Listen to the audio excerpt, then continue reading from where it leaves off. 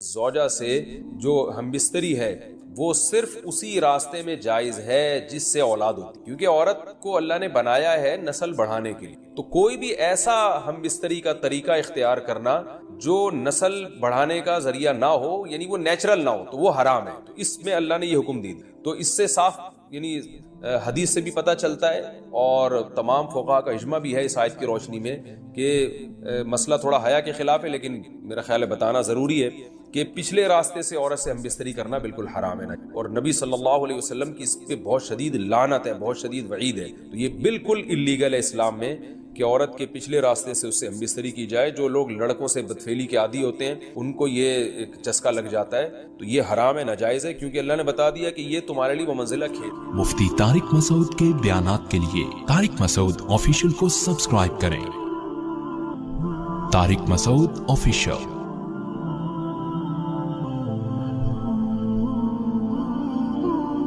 اللہ نے ارشاد فرمایا نساؤکم حرث لکم، تمہاری عورتیں تمہارے لیے بمنزلہ کھیت کے ہیں۔ حرث عربی میں کھیت کو، تو بمنزلہ کھیت کے ہیں۔ جیسے بیج ڈالا جاتا ہے کھیت میں اور اس سے پیداوار بڑھتی ہے، تو عورت کی جو ایک حیثیت ہے، نیچر نے جو اس کی ایک حیثیت متعین کی ہے، وہ بھی ایک نسل بڑھانے کا ذریعہ ہے، جس میں مرد کا جو اسپم ہے وہ بطور بیج کے ہے، اور جو اولاد ہے وہ ایک پیداوار کی۔ تو اللہ نے یہ یاد رکھیں، اس آیت کو نا بہت سارے غیر مسلموں نے عورت کے خلاف بہت نیگیٹیوٹی پھیلائی ہے کہ دیکھو اسلام عورت کی توہین کرتا ہے، اس کو کھیتی سے تعلق۔ کچھ لفظ کسی اور زبان میں جب وہ جاتے ہیں نا تو وہ توہین کا معنی دیتے ہیں۔ عربی میں جو حرث کا معنی ہے یہ تعظیم کے لیے ہے، توہین کے لیے نہیں ہے۔ اردو میں جو کھیتی کا معنی ہے وہ توہین کے لیے استعمال ہوتا ہے۔ کھیتی یعنی جو پاؤں میں روندی ڈالنے والی، اور زمین جو ہے نا پاؤں میں گویا روندی، اس کو روندا جا رہا ہے، تو اس لیے اس کا اردو میں بالکل اسی طرح جو لوگ ترجمہ کر دیتے ہیں کہ عورتیں تمہاری کھیتیاں ہیں، تو یہ ترجمہ میرا خیال ہے اس لیے درست نہیں ہے کہ اردو میں اس کا مفہوم ہی چینج ہو جاتا ہے، یعنی گویا ایک عزت کے لیے جو لفظ اللہ نے استعمال کیا وہ ذلت کا ذریعہ بن جاتا ہے۔ تو اس لیے کسی بھی زبان میں جب ہم کسی بھی لفظ کا ترجمہ کرتے ہیں تو اس زبان کے ہمیں محاوروں کو دیکھنا چاہیے کہ اس زبان میں یہ لفظ کس معنی میں استعمال ہو رہا ہے۔ مثال کے طور پر ہو سکتا ہے کتا کا لفظ کسی زبان میں وفاداری کے لیے استعمال ہوتا ہو، کسی کو لوگ ڈاگ کہتے ہوں تو اس کا مقصد ہوتا ہے وفادار انسان ہے، لیکن ہمارے ہاں اردو میں گالی ہے وہ، اور آپ بولیں کہ بھئی وہ فلاں قوم ڈاگ کہتی ہے تو ہم کتا کہیں گے، تو آپ جب اس کا ترجمہ اردو میں کریں گے تو کتے سے نہیں کر سکتے۔ تو اسی طرح یہ عربی کا جو لفظ ہے اس میں بھی یہ چیز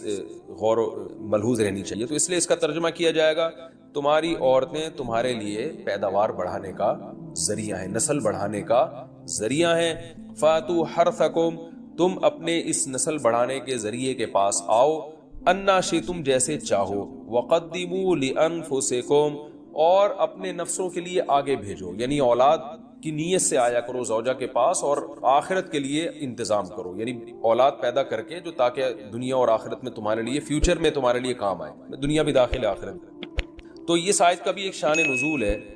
کہ صحابہ کرام تو چونکہ جو خواتین تھیں مکہ میں صدیوں سے وہ لوگ آباد تھے، ان کے سفر خاص طور پہ عورتوں کے سفر بہت ہی کم ہوا کرتے تھے، تو جب ہجرت ہوئی ہے اور جو ہے نا ہجرت کر کے بہت ساری صحابیات مدینہ آئی ہیں، تو مدینہ میں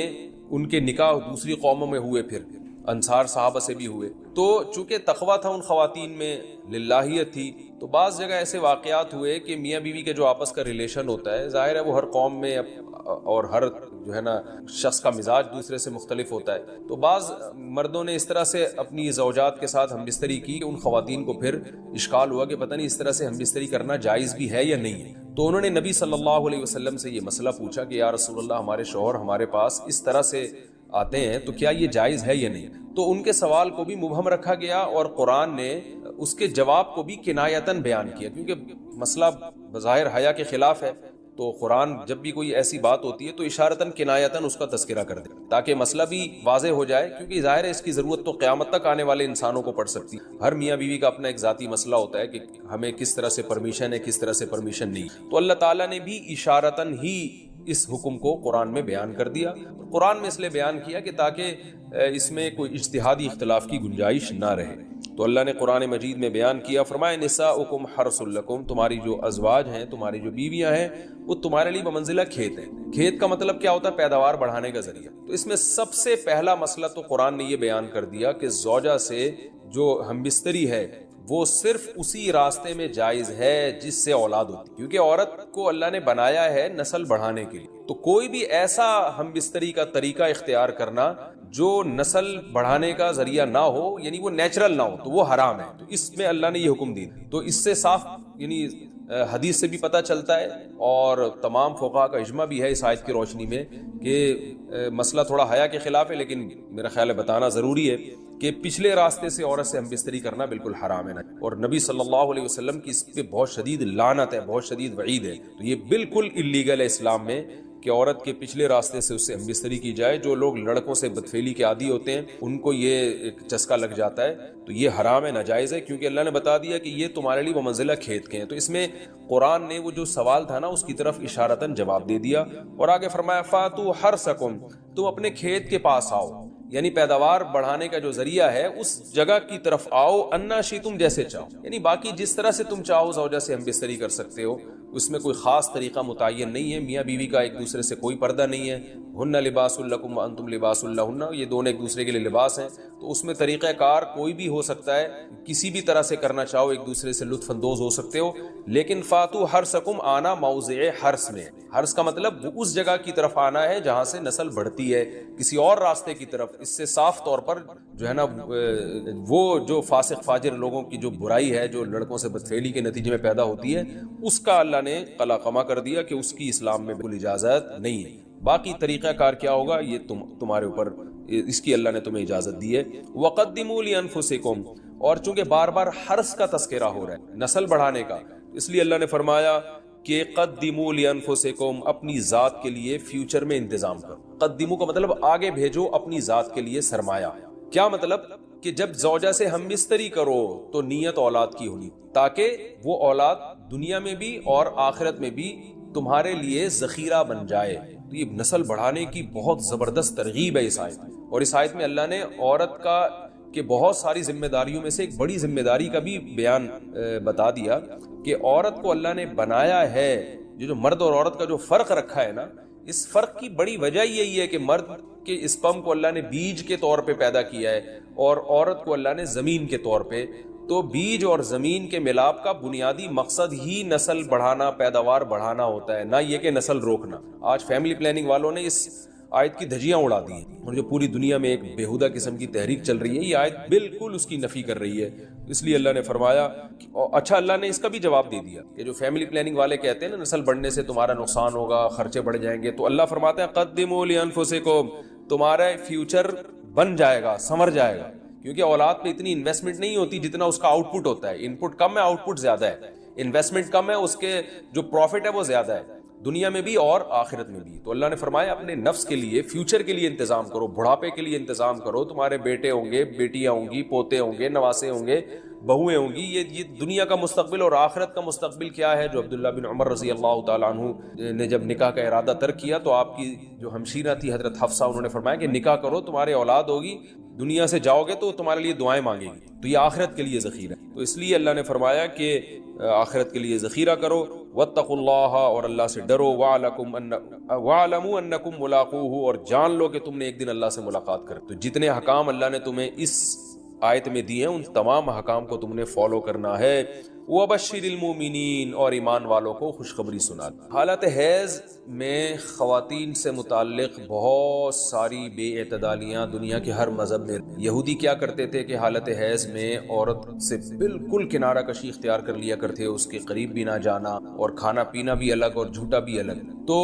بعض مذاہب میں کوئی فرق ہی نہیں تھا کہ حالت حیض اور پاکی کے ایام میں۔ تو جب اسلام دنیا میں آیا تو صحابہ کرام کو یہ خیال پیدا ہوا کہ بھئی اب اسلام کے اس بارے میں کیا احکام ہیں کہ جب خواتین مینسز کی حالت شادی شدہ تو کیا ہم ان سے ہم بستری کر سکتے ہیں یا نہیں کر سکتے، کیا اس کے احکامات ہیں۔ تو اللہ نے صحابہ کے سوال کو اور پھر اپنے جواب کو قرآن مجید کا جز بنا کے نازل کیا۔ وَيَسْأَلُونَكَ، اور یہ لوگ آپ سے سوال کرتے ہیں، عن المحیض، حیض کے بارے۔ تو حیض کے بارے میں سوال نہیں تھا، اصل میں سوال یہ تھا کہ حالت حیض میں زوجہ سے ہم بستری جائز ہے یا نہیں ہے، تو قرآن نے اس کی طرف اشارہ کر دیا۔ قل، اے نبی آپ ان سے کہہ دیجئے، ہوا اذن، اذن اصل میں تکلیف کو بھی کہتے ہیں، گندگی کو بھی۔ تو یہاں گندگی مراد ہے کہ وہ گندگی ہے، فاعتزلوا النساء، لہذا عورتوں سے دور رہو، فی المحیض، حالت حیض میں، ولا تقربوہن، اور ان کے قریب مت جاؤ، حتی یطہرن، جب تک کہ یہ پاک نہ ہو جائیں۔ تو اس میں قرآن مجید نے جو لفظی ترجمہ ہے وہ قرآن کی آیتوں کا یہی ہے کہ ان سے کنارہ کشی،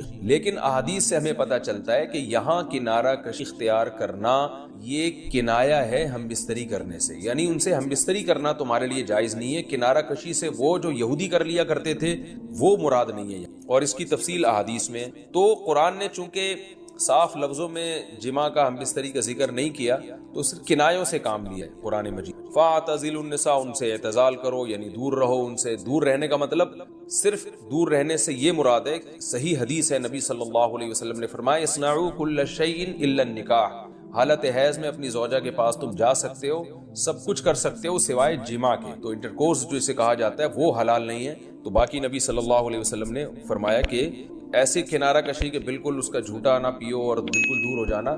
اس کی اسلام میں اجازت نہیں، اور نہ بستر الگ کرنے کی ضرورت ہے۔ تو یہ سارے قرآن کے کنائے ہیں۔ کنایا کا مطلب ہوتا ہے کہ آپ صرف اشاروں میں بات کر رہے ہیں، صراحتاً بات نہیں۔ تو میں اس میں نقطے کی بات بھی بتاؤں گا کنایا کیوں ہے، کہ فاعتزلوا النساء فی المحیض، عورتوں سے حالت حیض میں دور رہو، ولا تقربوہن، ان کے قریب مت جاؤ۔ تو یہ قریب جانا بھی اصل میں جماع اور ہم بستری سے کنایا ہے، یعنی اشارہ ہے ہم بستری مت کرو۔ تو جماع کا صراحتاً ذکر نہیں کیا جا رہا، تو مراد وہی ہے، کنایا ہے، کنائے میں بات کی جائے۔ ایک جگہ قرآن میں آتا ہے لا تقربوا الزنا، زنا کے قریب مت جاؤ۔ تو ممکن ہے کسی کو اشکال ہو کہ وہاں تو ہم یہ کہتے ہیں کہ زنا کے قریب بھی مت جاؤ، تو وہاں قریب نہ جانے سے ہم حقیقی معنی مراد لیتے ہیں کہ بھئی زنا ایسا کام کرنا جو زنا